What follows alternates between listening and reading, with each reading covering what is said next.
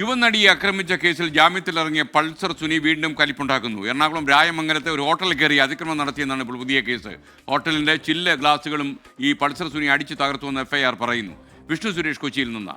Vishnu, good morning. സുനിയെ നമുക്ക് നേരെയാക്കാൻ പറ്റത്തില്ല, അത് ഉറപ്പാ. പറയൂ.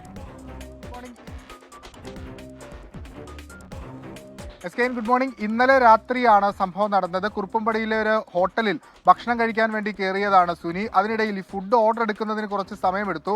ഇതാണ് പൾസർ സുനിയെ ചൊടിപ്പിച്ചത്.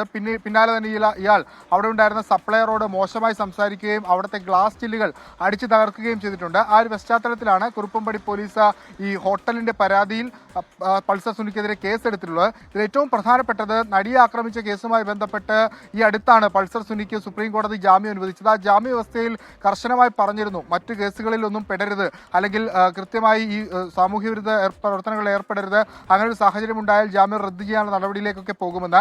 ഇനി ഏറ്റവും നിർണായകമായുള്ളത് പോലീസ് ഇതുമായി ബന്ധപ്പെട്ട ഒരു റിപ്പോർട്ട് കോടതിയിൽ സമർപ്പിക്കുമെന്നുള്ള കാര്യം ഉറപ്പാണ്. പ്രോസിക്യൂഷൻ ഒരു പക്ഷേ പൾസർ സുനിയുടെ ജാമ്യം ഈ നടിയെ ആക്രമിച്ച കേസുമായി ബന്ധപ്പെട്ട് റദ്ദ് ചെയ്യണം എന്നൊരു ആവശ്യം ഉന്നയിക്കാനുള്ള സാധ്യതയും നമ്മൾ കാണുന്നുണ്ട്. Okay, thank you Vishnu Suresh.